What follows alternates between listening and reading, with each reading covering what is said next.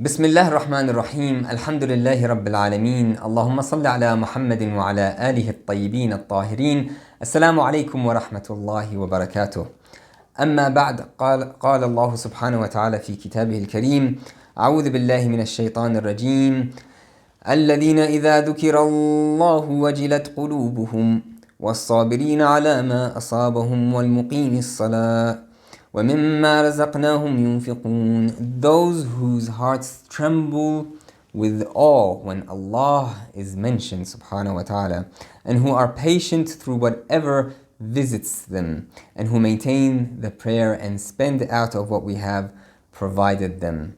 Brothers and sisters, Assalamu alaikum wa rahmatullahi wa barakatuh, and thank you once again for allowing me this opportunity to spend these holy nights of the holy month of Ramadan with you. Today's ayah was ayah number 35 of Surah Al-Hajj and is a continuation of last night's discussion with regards to prayers and raising our children with prayers. So here, وَالْمُقِيمِ الصَّلَاةِ is the keyword that we are looking for. In last night's ayah, in last night's juz, we discussed this ayah number 132 of Surah Taha, and we discussed the term amr, and we discussed the term ahluka, ahlaka, or your family. And we discussed Sayyid Sistani's, hafidhullah, advice with regards to family and bringing up children. And we discussed this sabr wa stabir, so we have to have patience with prayers itself and the need to enjoin the good and forbid evil with regards to prayers, starting off with our own selves and our own families before we reach out to the wider community. And the first of those enjoining of good and forbidding of evil is the issue of prayers. So this ayah, we started off with talking with regards to the family, and then we went into the issue of prayers. We discussed, as a summary, the importance of marriage and children and the importance of raising children in the right manner and filling the heart with what it is they should be filled with, what it is they should love, because the heart was created to love, and if we don't fill it with the right things to love, it will find something else to love itself. And especially in the world that we live in today, there are plenty of distractions. And inshallah today, what we want to talk about is some of these distractions. Why is it that some of us find it difficult to stand up and pray? If you remember, we discussed that the tarbiyah, this raising of children, actually starts before even the child is conceived. And then we narrated from the Prophet ﷺ this when do we start with prayers? And we discussed, from 7 years old, we should start ordering our children to stand up and pray with us. And from 10 onwards, we should be putting pressure on them, soft, light, but reasonable pressure, to ask them to make sure that they do pray every single prayer that is obligatory. And that way they have that familiarity, the uns with the prayers, the ability to join prayers, the ability to pray in congregation, the ability to pray alone. So by the time they have reached maturity, they already have that background. And then we can talk about the theology and the reasons behind prayers. But if we can get them into this habit of praying when they're a child, that would be ideal. And as per the advice of the Prophet ﷺ, starts from the age of 7. So, what is it that takes us away from prayers? Why are some of our youth walking away from their prayers? Firstly, as we said, this issue of raising a child starts before conception. This issue of raising a child starts during pregnancy. This issue of raising a child starts from day 0. The day that this child is born into this family, we start raising this child. It's not just a matter of feeding and changing nappies. No, we actually need to raise that child. Our behavior with our partners, they will pick up on that. Our behaviors with others, they will pick up on that. When we're driving and they're in the back seat and someone cuts us off and we're yelling and swearing and cursing the other driver, of course they're going to pick up on that. They're not going to reflect it immediately, but they will keep it in their memories, because their minds are like a sponge, and they will absorb all that. It may not appear and reflect immediately, but it will be absorbed. So our patience, our prayers, our recitation of the Quran, who we visit, who our friends are, all of these have an impression and will reflect in the longer term with regards to the prayers of our youth and the prayers of our children. As we said last night, our children are our capital investment for our akhirah. They are not and should not be considered a burden and a weight on our shoulder. On the contrary, according to the teachings of the narrations and the Holy Quran, we learn that our children are our companions in this world and our capital for the hereafter. And prayers is such an important issue, and inshallah we will discuss some of those things that that may take us away from prayers, that may demotivate us from prayers, and we will discuss one of those things which we can help try to resolve. Of course, very broadly, we're not talking specifics, we're not going into detail. It's just they call it ru'us aqlam. It's like reading the contents of a book.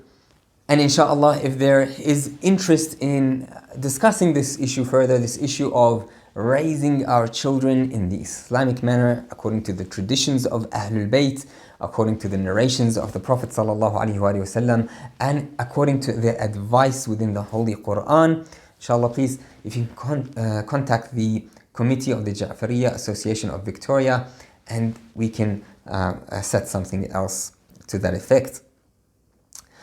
Now, with regards to the things that will take us away from prayers, the environment is a major factor. Where we live, how we live, the behavior, as I said, of the parents between themselves and between the parents and Allah subhanahu wa ta'ala, between the parents and the children, all of that has an effect. But also the outer environment. So as soon as we step out of the door of our front homes, into our cars, into other places, into shopping centers, into schools, into libraries, the books that are displayed in the libraries, all of those things have an effect on our children's mentality and have an effect on our children's ability to comprehend the things that are part of Islamic teachings. A major factor, of course, is advertisement as well. And the advertisements that they see on the billboard, the advertisements that they see on television, and even when we go and pay for movies, what it is that they show in these movies and what are the hidden messages within these movies as well, these will have an effect. So the environment plays an important factor. The prayers of the family and friends. So if we are within a circle where everyone is praying, everyone is reciting the Quran, it just becomes natural for the child to take up and emulate that. They want to reflect that. They want to copy the parents. Children generally want to be older than their age. So they will look at what you're doing. They will look at what their bigger brother is doing, what their mother is doing, what their father is doing, what their uncle is doing, what their neighbors are doing, and they will try to emulate that. They will try to copy that. Whatever it is that they're doing, they will simply try to mimic that. So that is important as well. With regards to the environment and where we go out, migration is also an important issue. And migration is very significant. In fact, Islam is based upon migration and starts from the migration of the Prophet ﷺ from Mecca to Medina. And before that, even when they migrated to Habasha, they migrated elsewhere when they were being oppressed and when they couldn't practice their religion as they should or as they could. In order to have that perfection, migration becomes obligatory upon us. And it doesn't necessarily have to be between countries, and sometimes even migration between suburbs has a significant impact, where you want to go closer to a school that is Islamic, or there are more Muslims there, or closer to your friends who are closer to a masjid even. All of that is a form of geographical migration. And of course, there's another form of migration, which is a spiritual migration. That's a topic in itself that we can discuss later on. A lack of understanding of the effects of prayers. So, what are the effects of prayers, and why is it important? Why should we even pray? I mean, theologically speaking, isn't this something that was written for our forefathers, back at the time when it was 1,400 years ago? Is it really necessary now? The understanding of the concept of prayers is very important as well. Mannerisms that are not appropriate when they see that on the outside between their friends. Arrogance and vanity, especially when the youth start to find themselves, when they start to mature, when they start to think for themselves, when they start to see all these Instagram messages and pictures, fashion, they start to find their looks and to start taking selfies, and vanity sets in, arrogance sets in. That's all a part of growing up. So when, why would I need to take off my shoes to do wudu? That's really embarrassing. I don't want to do that in front of my friends.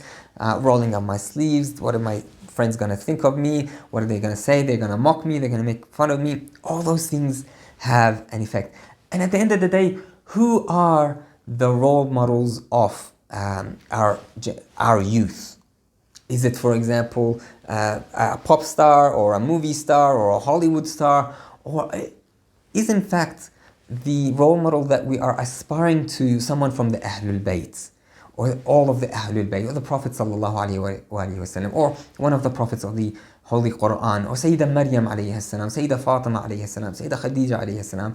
There are so many women in the Holy Quran and in the stories of the Holy Quran that we can relate to and use as role models, as well as men who we can use for our brothers and our male youth as role models. Unfortunately, with the society we live in and the media blasts and the information overload that we get, we seem to forget about those and use others as role models. Now, one of the unfortunate things as well are the mannerisms of our scholars. Sometimes they are the ones that demotivate our youth and ourselves even from praying. When we see, for example, we might ask a question, or the parents or the youth even, they go ask a question about praying or fasting. It's like, I'm feeling a little bit lazy, or what do you think about this topic or that? And the reaction of the scholars is sometimes an unfortunate thing.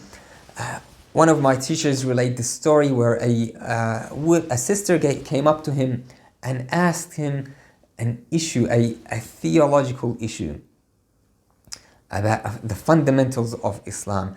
And she was somewhat of she didn't have her hijab on properly.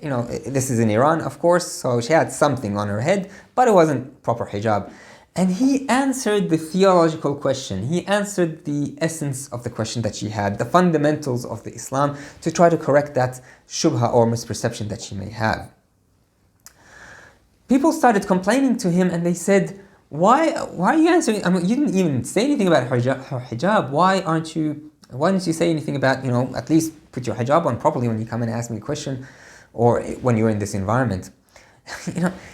He said to the people who complained, he said, this sister came to me and asked me about the root of the problem. If you have a tree and you can imagine the roots of the tree, if these roots are strong, the leaves also and the fruit of the tree become strong. What she was asking about are the roots. What you're complaining about, this hijab, these other issues such as fasting and hajj, these come after. These are the leaves. You're worried about the leaves but not worried about the roots. We need to get the roots set in. We need to get the fundamentals set in first. Then we can work on the issues that surround it, such as prayers. The prayers are of no use if we force someone to pray. If there is this lack of intention for the prayer to be purely for Allah subhanahu wa ta'ala, the prayer is of no use. I'm not saying that you shouldn't, just give up and not ask your son or daughter to pray. No, you should enforce this worship act. However, the intention needs to be corrected. How is that going to be corrected? Through the fundamentals of Islam. We need to understand Tawheed and monotheism. We need to understand prophethood and imamat. We need to understand the justice of Allah subhanahu wa ta'ala. And we need to understand this issue of resurrection. Without this, really it's a hollow worship. And as soon as you leave, or if they leave the house, they're not going to continue with this prayer. They were only praying because they wanted to please you, for example. So that's important. The one that we'll be concentrating on today is the issue of laziness. This is a huge issue with regards to prayers, especially when it comes to the morning, where we have to wake ourselves up from slumber. And we spoke about a little bit about that with regards to the night vigil a couple of nights ago. What are the causes of laziness? This issue of laziness, waking up in the morning, or even waking or getting up from the couch, or taking time out from school or work, or whatever it is that we do during the day, to leave what we're doing and go into this issue of, worshipping Allah subhanahu wa ta'ala and praying to Allah subhanahu wa ta'ala. Why is it that sometimes we get distracted or feel lazy, especially with regards to the youth? There are a number of factors here. Movies are one. So television and that sort of media. Couch sports, where people are just constantly watching soccer and football, and basically they spend a lot of their time on the couch. They're physically not very fit, for example, and they're just watching sports rather than doing sports themselves. Vanity, as we've mentioned earlier, having to wake up in the morning on a weekend is like, why would you want to do that? Games are now becoming a huge issue. And I want to talk about games a little bit. Because games are becoming such a huge issue. In 2018, I had a look at some figures. Worldwide, on a global scale, it was a nearly $138 billion market. And year on year, that grew 13% on the year before that. In Latin America, it was worth 5 billion. North America, it was worth 32 billion, almost 33. In Asia Pacific, it was worth $71 billion. In China, it was worth 38 almost billion dollars. Overall, almost $138 billion worth of what? Gaming software. Just games. It's a huge market, and it is taken the attention of our youth. 2 billion people are having their attention diverted from what is real into what is virtual, and not only something that is virtual, something that is not even real. It's fiction, it's imaginary. And these games are being developed to cause addiction. They are being studied so that we can get the player to spend as much time as possible on it, because that means more revenue for the developers. The more time that they spend on these games, the more revenue that they get. So it's actually studied to the point where they involve psychologists, and they understand how psychology works and how the dopamine works inside the brain. Every time, for example, every time someone posts an Instagram post or a Facebook post or a TikTok or whatever it is that they use, and they get these likes or thumbs ups or whatever the social network uses, that actually releases a small dose of dopamine in the brain.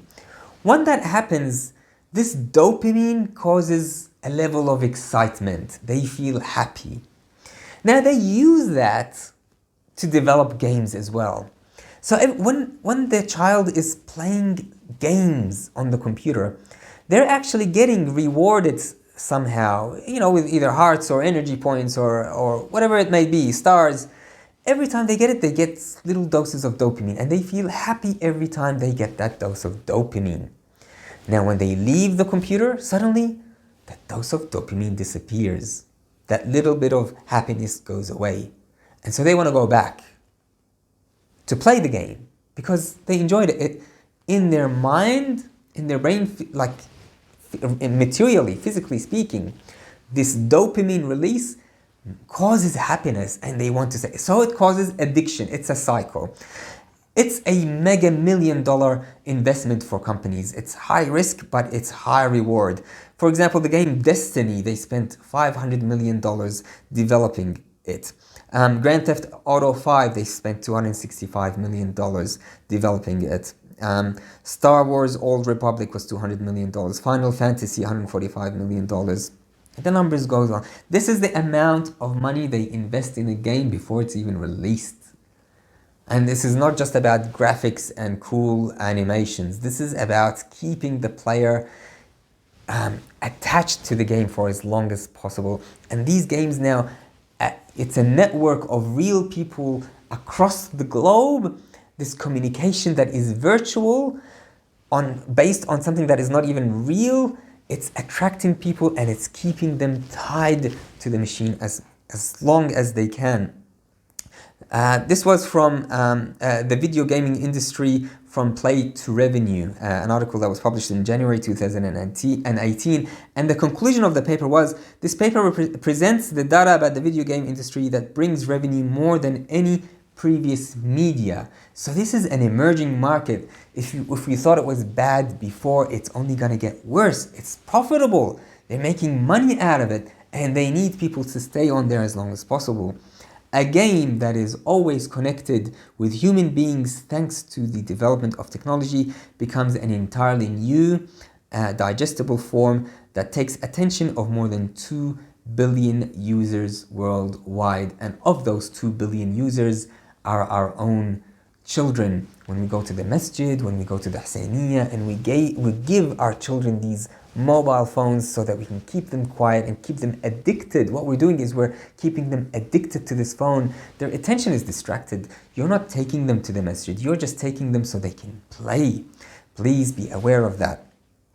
Another article that was published in April 2019 was a small study that was looking at, it's called Addictive Video Game Use, an Emerging Pediatric Problem, an emerging problem for children.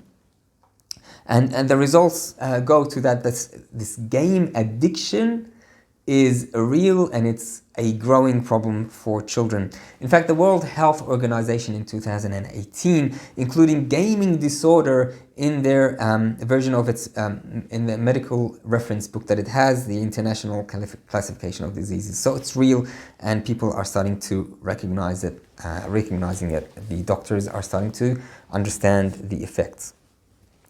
So it gives us a new form of happiness, this gaming. It distracts us. I mean, and you know that the children are having an effect when they stop running to you when you come in the door. You've been out at work all day or you've gone shopping and you open the door and usually they come and run to you and hug you and kiss you. But today, no, they're on the game. They're doing something. That should give you a sign. One of the fathers was describing to a mushawar, a counselor, a sheikh.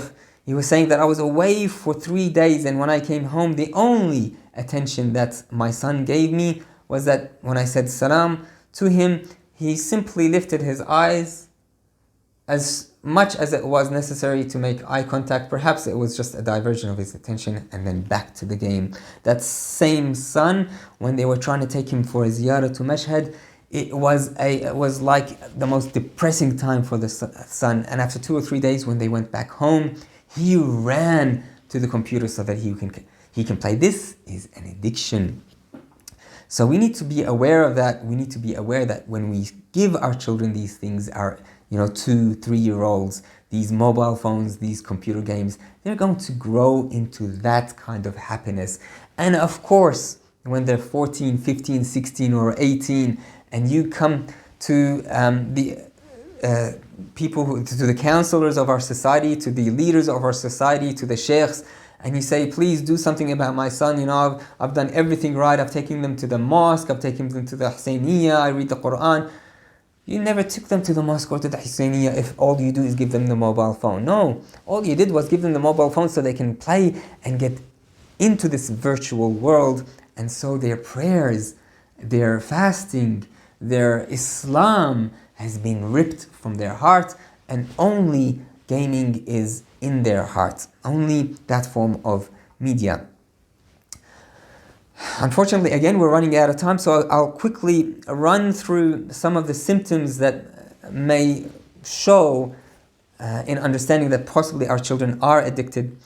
They may feel bad when they can't play, so every time you take it away from them, they start crying and kicking and not happy. They need to spend more and more time playing in order to maintain that mood. They need to use the game in order to stabilize the bad mood. So when they're feeling bad, they say, look, here, just have this game to play so you can settle down.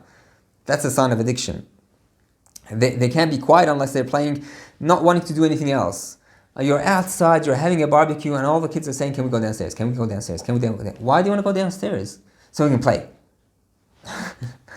This is a problem and a sign of addiction.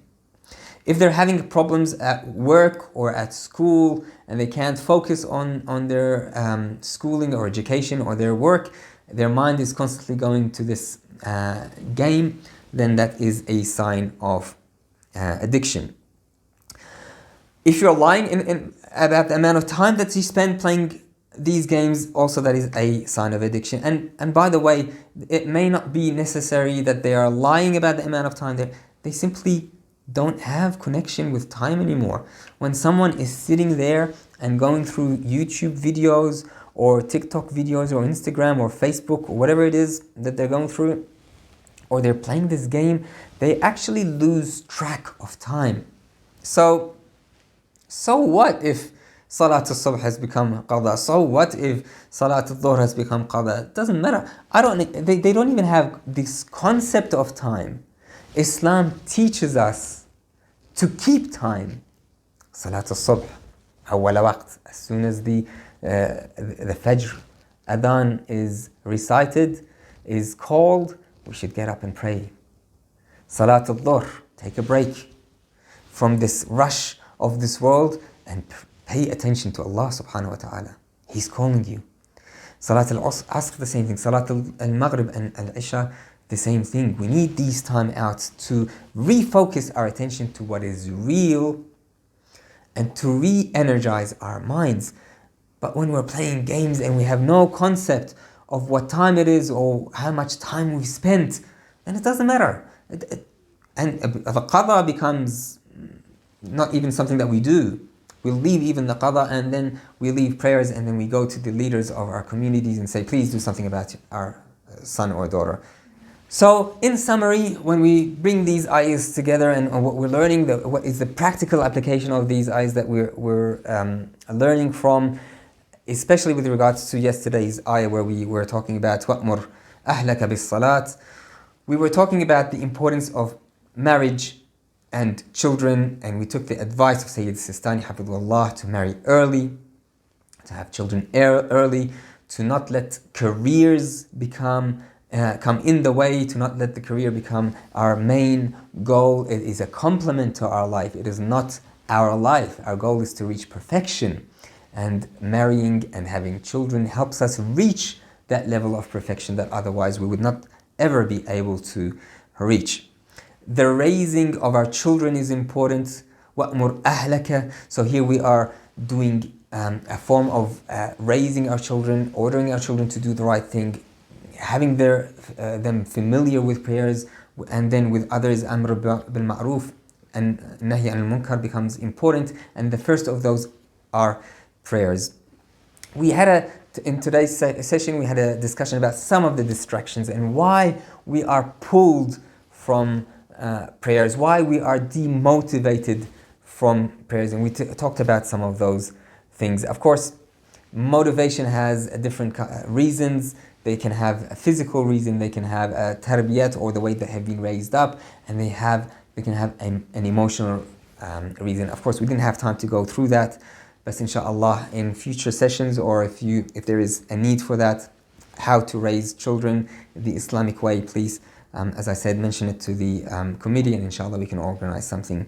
And then we talked about One of those causes and the resolution of that is to control the amount of time that children spend on media, on gaming, on television, on social media, on those items, because it is a huge industry, it is a studied industry, and we need to be able to control those things. Allahumma Rabbi shahr Ramadan alladhi anzalta fihi al-Quran. O the Lord of the month of Ramadan, in which you have sent in it the Holy Quran. وَافْتَرَضْتَ عَلَى عِبَادِكَ فِيهِ الصِّيَامِ, and you have obligated upon your worshippers in this holy month the fasting. صل على محمد وآل محمد وارزقني حج بيتك الحرام في عامي هذا وفي كل عام, and bless me with the pilgrimage of your house, of your sacred house, in this year and in every year, inshallah. واغفر لي تلك الذنوب العظام, and forgive those great sins of mine. فإنه لا يغفرها غيرك يا رحمن يا علام, for it is only you who will forgive those sins, O merciful, O ever knowing. Inshallah you've enjoyed it. وآخر دعوانا أن الحمد لله رب العالمين. السلام عليكم ورحمة الله وبركاته.